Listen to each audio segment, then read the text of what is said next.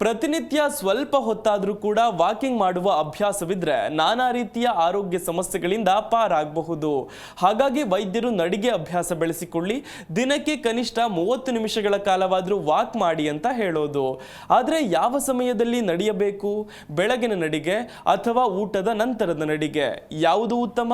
ಬನ್ನಿ ತಿಳಿಯೋಣ. ಬೆಳಗಿನ ನಡಿಗೆ ಅಥವಾ ಊಟದ ನಂತರದ ನಡಿಗೆ ಯಾವುದು ಉತ್ತಮ?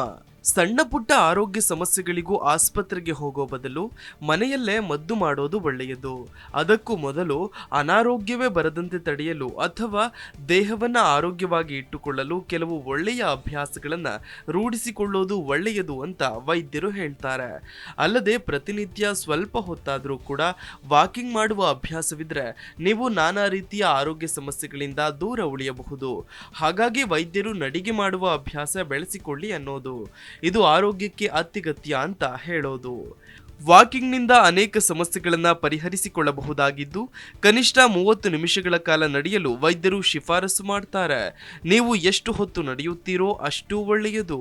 ಆದರೆ ಯಾವ ಸಮಯದಲ್ಲಿ ನಡೆಯಬೇಕು ಅನ್ನೋದನ್ನ ತಿಳಿದುಕೊಂಡಿರ್ಬೇಕಾಗತ್ತೆ.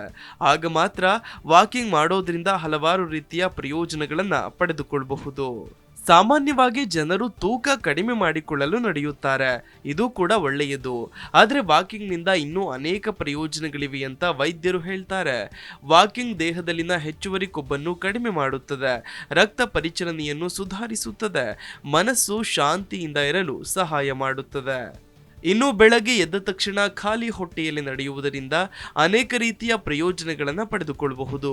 ಇದು ಚಯಾಪಚಯ ಕ್ರಿಯೆಯನ್ನು ಸುಧಾರಿಸುತ್ತದೆ, ಶಕ್ತಿಯ ಮಟ್ಟವನ್ನು ಹೆಚ್ಚಿಸುತ್ತದೆ, ತೂಕವನ್ನು ಕಡಿಮೆ ಮಾಡುತ್ತೆ, ಕೊಬ್ಬು ಕರಗಿಸುತ್ತೆ.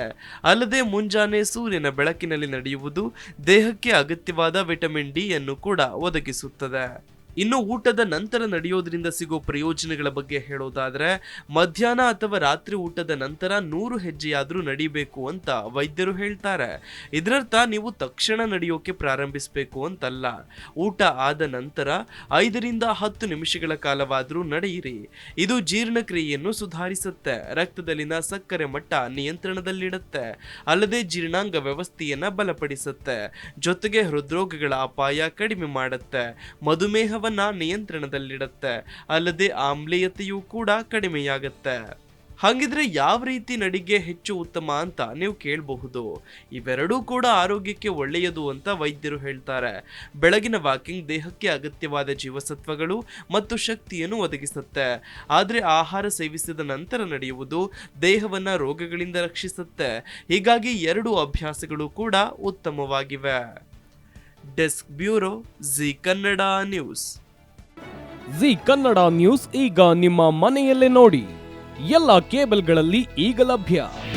ನಿಮ್ಮ ನೆಚ್ಚಿನ ಜಿ ಕನ್ನಡ ನ್ಯೂಸ್ ಈಗ ಸನ್ ಡೈರೆಕ್ಟ್ ನಲ್ಲಿ number 292, Tata play number 1664, Jio TV number 1334, NXT digital number 30, in cable number 30, city networks 51, U digital number 162, GTPL number 17, Rockline telecommunications number 42, Shri Basaveshwara cable number 168, rural cable network 60, Vinayaka digital 57, Abhishek cable 821, city channel 53, Siddeshwara cable network 57, V4 digital Infotech 628, Surya digital networks 53, Gajanan digital number 836, Malnad Infotech private limited number 56, Metrocast number 830, Victory digital number 167ರಲ್ಲಿ ನೋಡಿ ಆನಂದಿಸಿ.